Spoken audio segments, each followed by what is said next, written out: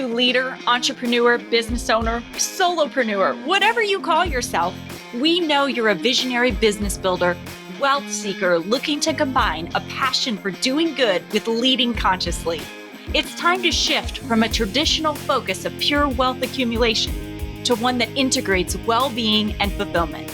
This is the Conscious Edge podcast, and I'm Alecia St. Germain, entrepreneur and coach. Along with my friend and wellness advocate, Jonathan Duggar, we're diving into what it means to embody radical self-acceptance while still evolving to lead with compassion and kindness. We're sharing our own experiences and expertise as we unpack imposter syndrome, perfectionism, procrastination, and all the other things that lead to burnout and keep you from experiencing pure joy, business growth, and maximum impact. This is a safe and supportive space to explore what it means to be a human creating wealth and building a business. You're here for a purpose, and it's time to shine your light. So here we go. Hello there, and welcome back to the Conscious Edge podcast. I'm Alecia St. Germain, and I am flying solo today. So I thought today would be a great opportunity. I oftentimes get the question from people is, when should I get a coach? Do I need a coach? Do I need something different? And I thought it would be a really great time to help you get some clarity around that, especially if you've been looking at hiring some outside help in your business, what I call CEO support. And you need some clarity around what exactly you should be looking for, because it can be so confusing out in the marketplace. There are so many people popping up in your social media feeds, so many sponsored ads, and everybody's thing is the thing that you need. So I want to give you some clarity today to help you make some decisions for yourself and not get swept up into the sales ads. I do sales too, so I totally get it.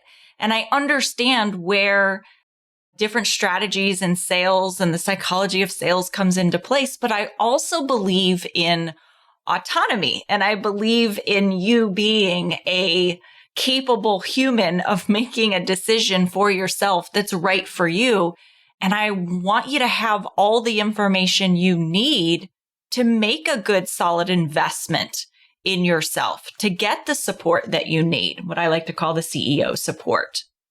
Okay, so let me start off here. I think the best place for me to start is with just maybe some clarity or definitions that I use or how I look at what people call themselves. So there's coaching. You'll hear the term coaching. There's mentoring. There are strategists, consultants. So what do all those things mean? And here's the thing. I want to give you the way that I look at them so that no matter what someone out in the marketplace is calling themselves, you can say, oh, okay, that's this type of person. And it doesn't matter what they call themselves. So your consultants and strategists, I would say, are going to be the type of people that are giving you advice, laying out a plan, coming into your business and looking at what you're doing, giving you ideas for adjustments. They may be providing additional services that they come in and you plug them into your business, and your team, your people, you are the ones that are actually implementing it inside of the business. That would be more of that consultant or strategist. They're giving you that big picture. They're there to help you move a specific goal forward in your business to address a specific piece of your business. That would be, I would say, more in your consultant strategist type level. I think a lot of people think that they need someone like a consultant or strategist to come in to their business when they're working on a specific goal. They're trying to get to a certain revenue goal and grow the business in a certain way. I think a lot of times people think they need a consultant or strategist to plug in when it's actually something else that's getting in the way, something else that's keeping them from that financial growth that they're looking for. And so they get really frustrated, or there's a lot of pressure on that consultant or strategist to create a certain result when the team isn't there to implement it maybe, or the leader isn't capable of actually implementing that. So I think it's really important to know when's the right time. When is it that you need an actual strategy or a tactic that's going to help you grow your business? Or when is it that you're going to actually need something else? A mentor can be a coach. They can be someone who, let me define coach first. I think I should go there first. So a coach is somebody who may or may not have played your particular game. Think of it just like sports. They may or may not have played your particular game, but they know how to bring out your potential. They know how to help you recognize your potential. So their specific skill set is, so that's where I consider myself a coach, is because it doesn't matter to me what your business is. I coach a lot of people in a lot of different types of industries. I do primarily focus into real estate because that industry they need support. They need the kind of support that I have. And it's really easy for me to talk specifically to the real estate industry because of my background, because of all of my experience within real estate. So that happens to be a place where I focus in. But I've worked with a lot of people, from web designers, podcast producers, grocery store distribution centers, lots of different other coaches who are launching their businesses, people in the financial industry. So there's all walks of life that I have coached, but I haven't necessarily played their game, because the kind of coaching that I do is really around the mindset and how they're showing up in their business, how they're thinking about things, expanding and opening up and creating new possibilities. So I'm really good at seeing the patterns of self-sabotage, the patterns that people keep recreating, keep coming forward, and helping them really integrate and learn the lessons that they need to learn in order to take their business to the next level. A mentor is someone who has played the game. So you think about, again, sports. If someone is mentoring, or someone is a mentor in the teaching industry. My kids just started school. You might have kids that just started school, and my daughter's teacher is actually being mentored by my son's teacher, which was really cool to have that connection between the two of them. But she's playing the game. She's a teacher, and she's showing another newer teacher the ropes and how to create results in her classroom. So a mentor is someone who's played the game, but here's the thing. Not all mentors are coaches. Some of them are really great at being able to bring out that full potential. But sometimes mentors, it's really like you look at them, you like their lifestyle, you like the way they run their life, the way they run their business, your values are aligned. And so you're going to follow along with their journey. They're going to maybe share with you what they did, and you tend to replicate whatever that mentor did. Now, here's the caveat to that. This can be really challenging, because if you're not aligned with your mentor on values and you're trying to do things exactly the way that they did them, you may get their results that don't fit for your life. So when it comes to being mentored by someone, if you're paying attention to how they did something, make sure you're plugging in that part into your life and not necessarily the whole big picture of everything that they say or do or believe. Because if something's out of alignment with what you believe or what you want in your life, you could be building their life instead of yours. So there are people online that I follow that may be very brilliant business people, but they don't have any kids. And they're choosing not to have kids. So I would be sometimes, so let me say this, sometimes what they say, I have a different perspective on life, and I have different values and different things I might prioritize. And even someone who has kids, but maybe chooses something different, like they're choosing maybe to spend more time in their business and they're choosing childcare, someone else to care for their children. That might not be your choice. And so none of them are right or wrong. None of the choices that any of our mentors have made in their life are the right way or the wrong way. It's a different way. And so I want to bring that up to you because I want you to be mindful of what is your value system? What is important to you? And if a mentor tells you to do something and you can't figure out how to do it in a way that creates the result that's in line with your values, that may not be the mentor for you. Some mentors can be coaches. They can be really great. They've played your game. They know how to bring out your potential, and they know how to help you create the results that you want for your life. And not every mentor can do that. So some people, it's just you're following along what they did, and they don't have the skill to adjust that. So I wanted to be really clear with everyone who's listening that you really, as the decision maker of your life, the decision maker of your business, that you create a life that works for you, and you're plugging and playing the support that you need from people into your life, and it's helping you get the results that you want.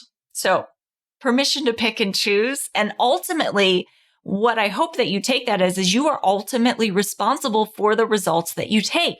No coach, mentor, consultant, strategist, whoever it is you bring in is the end all be all. They're human. They're fallible. They're on their own journey. They have their own experiences. And as I know for me, as I get older and older, the wisdom I amass gets greater and deeper, but also I have become so much more aware of all the things I don't know. And sometimes I think when you're younger, and this is what I see in a lot of younger people who are influencers, who are coaching, who are mentoring, who have trainings and workshops. And there's no judgment here. It's just that sometimes some of the things that come out, I was like, oh yeah, I remember feeling that way, or thinking that it was black and white, or thinking that this was the only way to do it. It's a way to do it. And when you are selling, sometimes I think that people feel, or maybe it's even necessary. I don't know. See, I told you there's a ton of things I don't know, is that you have to be so enrolled and convinced in what you're selling that it can make people feel like your way is the only way, or you can lose touch with the fact that your way is the only way and no other way will work. And if there's anything I've learned, there's many right ways to do things.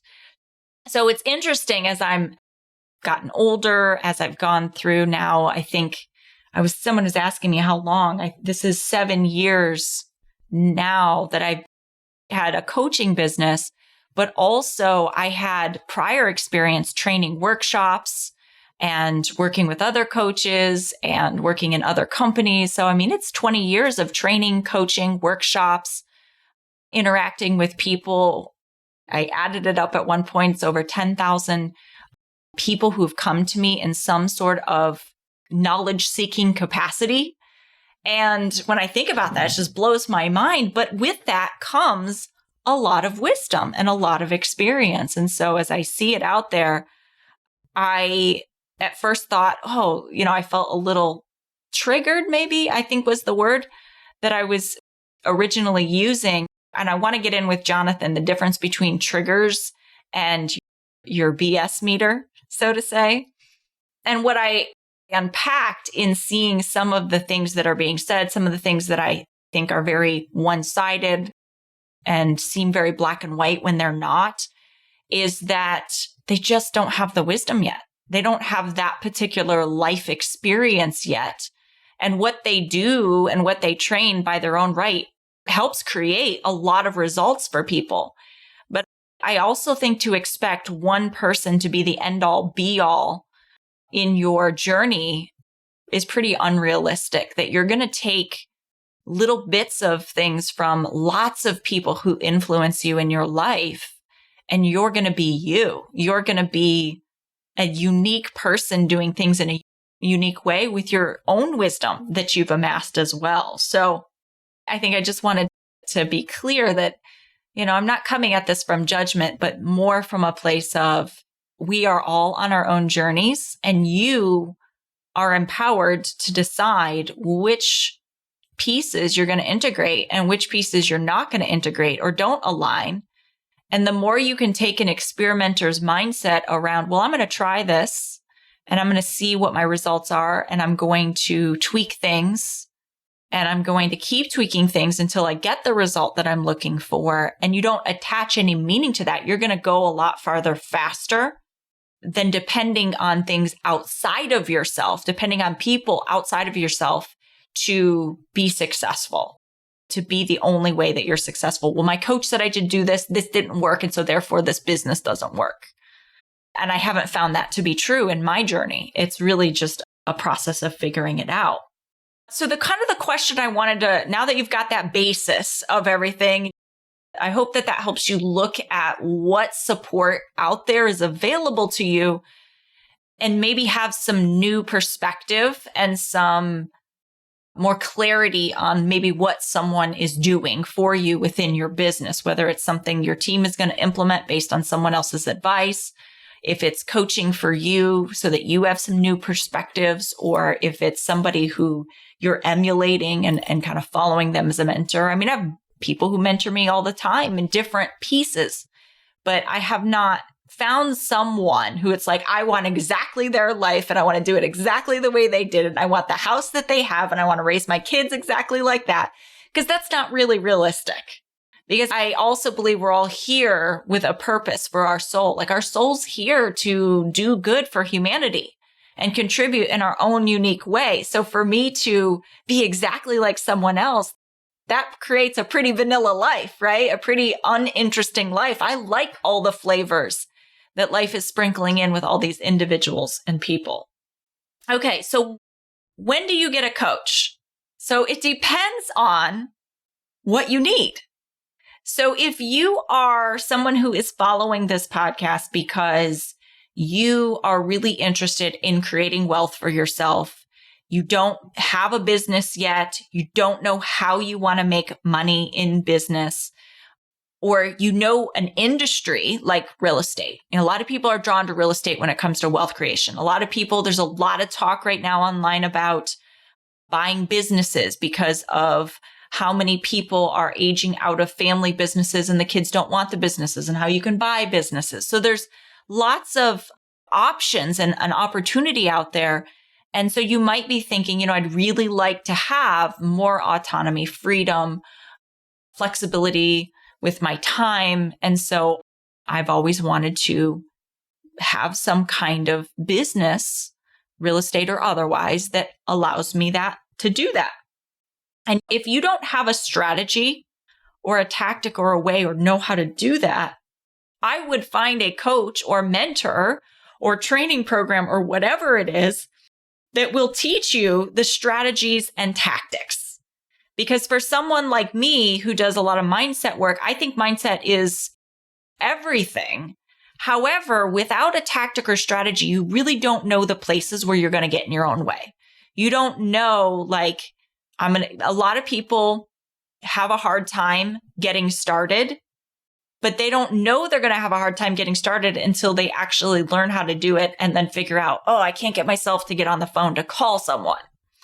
So that would be the time when I would go find, and you can read books. There are so many podcasts. There are all kinds of training programs for people on how to buy businesses, how to start a business, different kinds of businesses. My friend Shannon, she's a business coach for web designers. She actually works with more advanced people, but she's connected with an entire community of people. So there's always someone out there to teach you strategy and tactic. And so I would start there.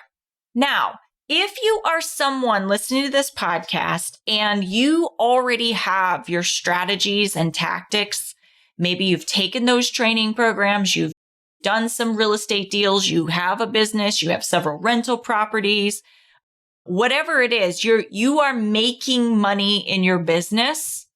And a lot of those training programs that are out there, those coaching programs that are out there that are teaching strategy and tactic, now they might seem kind of basic to you. Like you might even be hanging out in those places because you do better in community. You do better with a coach or being accountable and having the accountability, but you're not really needing the strategy that's going to be where someone like me comes in who does more of the deep inner work and the leadership work, the mindset work that's needed. All of those programs, a majority of programs, they do address mindset, but they do it on a very basic level. They do it on a very surface level, conscious level of mindset management, like working yourself through your fear, doing it even though you're scared, all of those things.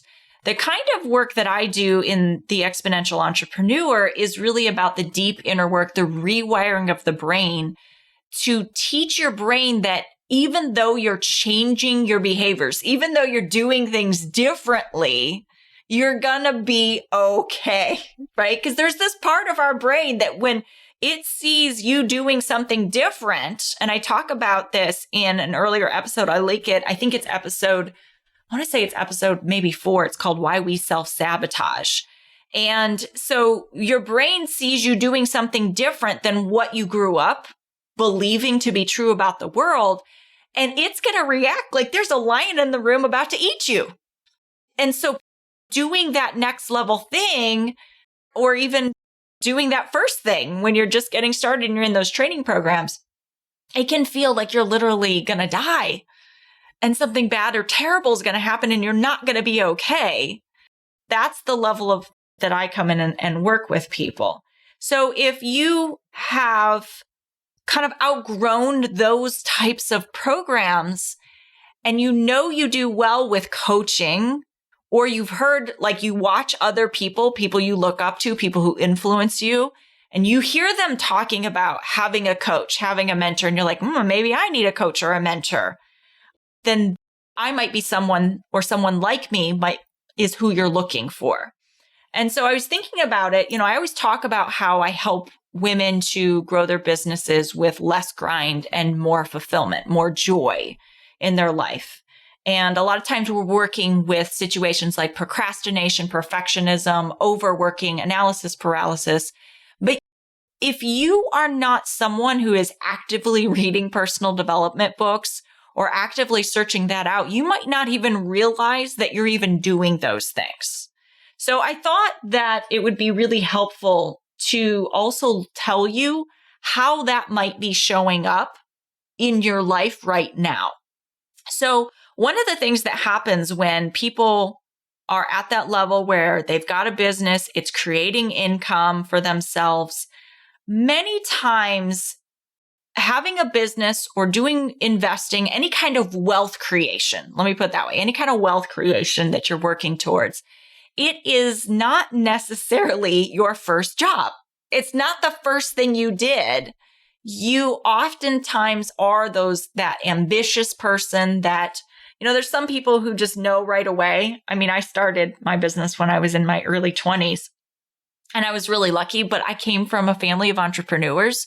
So that gave me an advantage to know that there was like a different life out there. But a lot of people come from families that the accomplishment was going to college and getting a professional licensure type job. I did it too. I went to college at Ohio State. I got my degree in respiratory therapy. I went into the hospital. I had a licensure. That was a lot of work to do that. And I remember when I was ready to leave that profession, when I was at a point where I didn't need to go to the hospital. I was only working when I wanted to. And then it became, I didn't even want to be there anymore because I didn't need to be there and I didn't really enjoy the work. So leaving that and then making the decision to let my licensure completely expire, for me, that was a pretty easy transition. But for a lot of people, there's a lot of identity wrapped up in whatever profession you have. Thinking about what it is to doctor, attorney. My husband's a firefighter. That's a whole lifestyle. Police officer. There are certain professions that I think people have where it's like your profession becomes your identity. And so making that transition in your identity can be really challenging. And so what happens is people will build a business that they're starting to make money in, and it's sustainable, or it's moving towards sustainable. And in order for them to really transition and fully be in that thing, they have to let go or choose to let go of their profession, because maybe it isn't your calling. It's not your thing you're doing. And so there's this hesitation, and then you end up not having, how it manifests is you don't have enough time, because you actually now are taking on two jobs, the profession you had, and now the profession that you're called to and you've built, right? The thing that you've built and have put so much effort in. And it's like you've got one foot in both places and you're so stretched for time. And so it can feel like, I don't have time. But in reality, your brain is having a really hard time reconciling that you will still be valuable. You will still be respectable, whatever your brain made up, if you don't have that licensure or that profession. So you end up with that, or maybe that profession gives you a false sense of security. Like, oh, if I keep my job, then I know I'll be okay. But I'm so stressed and I'm so stretched. I'm not really enjoying the business that I built. And life does not feel joyful. It feels very grindy because there's so much on my plate, but yet I got to keep my job because I feel secure. So that's one scenario that sometimes comes up. Another scenario is if so now I'm going to leave, you've left your job, you're doing this business full time, and you're hesitating to hire. So you're doing everything yourself. So you really don't have the freedom and autonomy that you wanted when you built your business, because you're hesitating hiring. It could look like hiring people, but then they're not very successful because you keep stepping in and you're still doing it all yourself. And your brain might even be telling you, well, these people are not capable. Like, I don't think they can do what I do, or I don't trust them to do what I do. Those are some of the scenarios. Focusing in too many areas. So I see this a lot in real estate. The way that a lot of real estate, like seminar programs, are laid out, they are giving you like little workshops of all these different things, like foreclosure, wholesale, subject to, like you have all these different ways that you can do deals. And so as you're first getting started, you buy some rental properties, you do some rehab and retail and sell at retail. You have a short-term rental, you have some midterm rentals. So you're doing a ton of different things. Or in a business, you are offering a ton of different services, and you're not really clear on which things are actually, A, you enjoy the most, like you actually like doing them, B, are the most profitable and the best use of your time and place to spend your time, the most opportunity, serve the community or serve the best, appropriate for what's going on in the market. You just have all these different things that you're doing. And so because you're stretched in so many different ways, you don't really know who you are. You just know you're kind of like doing what you know, and you're not being really strategic about it. It can feel like there's too much on your plate.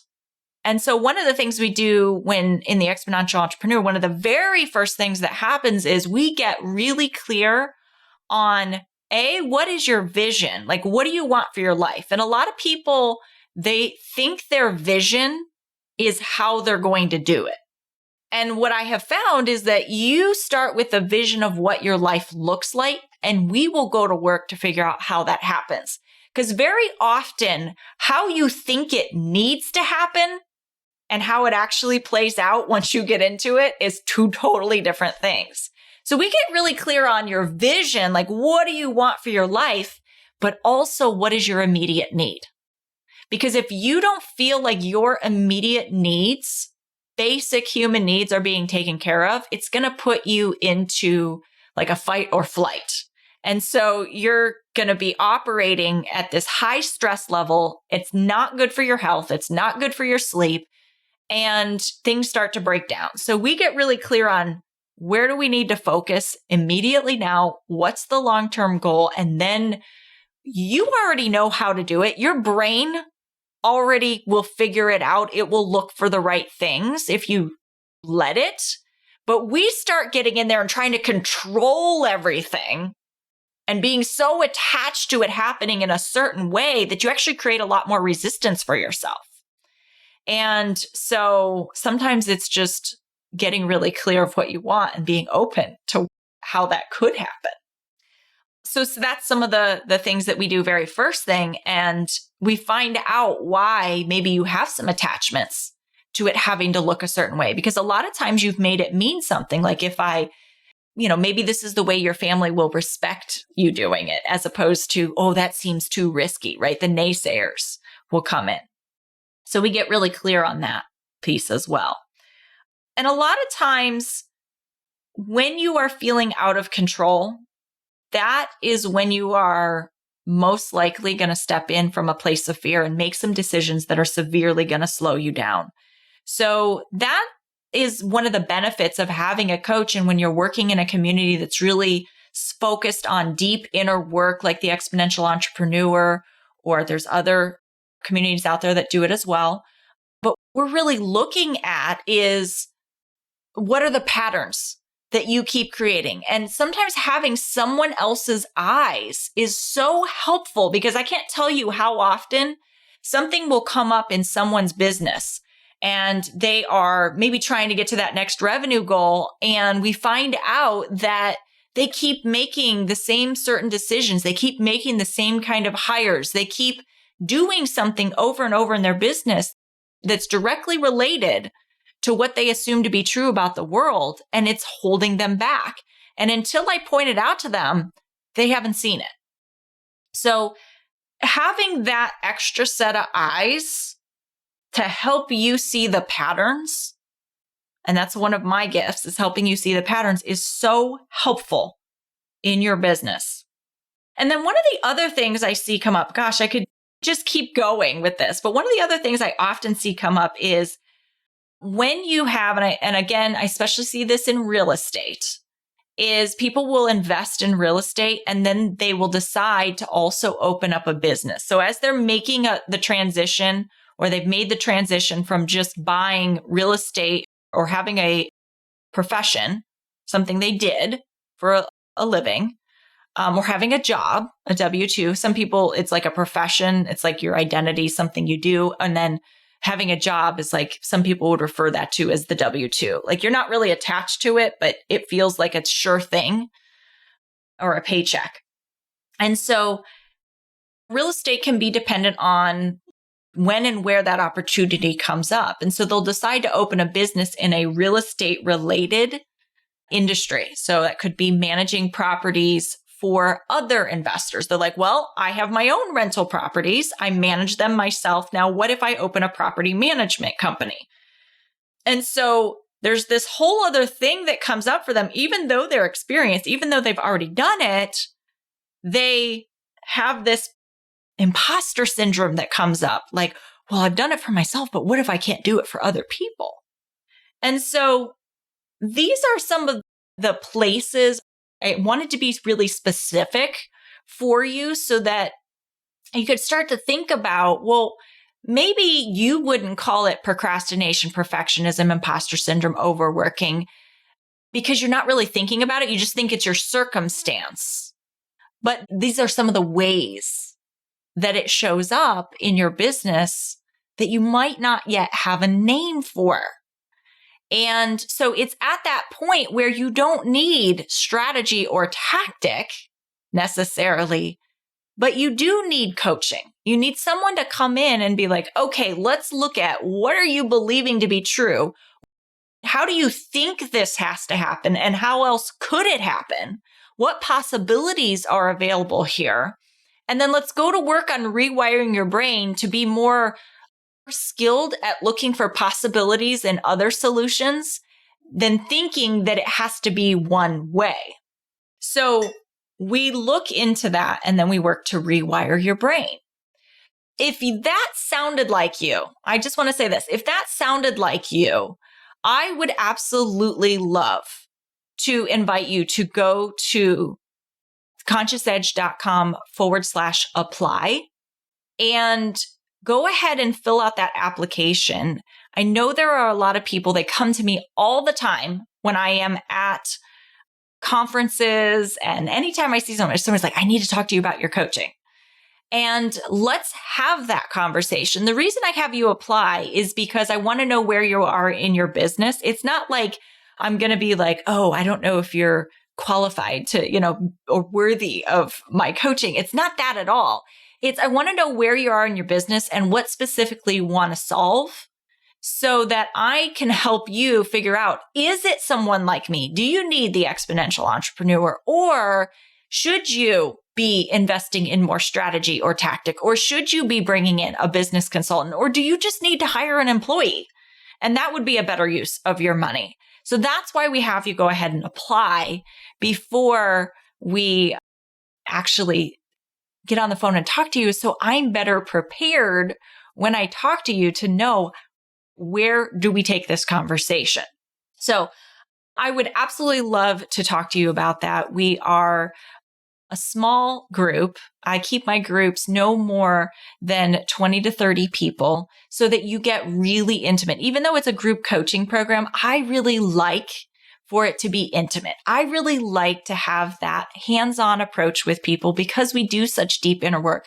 But we also love having community. And in the community, it's like so much fun when you're celebrating that win, you're having that breakthrough, but it's also equally joyful and wonderful to be in a group where you are not being judged. I work with women. So a lot of times, even if you are a woman in business, a lot of times you find yourself in rooms that are primarily men. And if you have a business and you are taking yourself to that next level, you have the kinds of challenges that I was just talking about. You oftentimes find yourself in masterminds with a lot of men. And the types of things that women deal with, although I do coach some men and they're oftentimes very similar, but the responsibilities that women have as caretakers often, not that men are not, but reality is a majority of women in some capacity are caring for someone, whether it's a parent or it is a family member that is ill or children.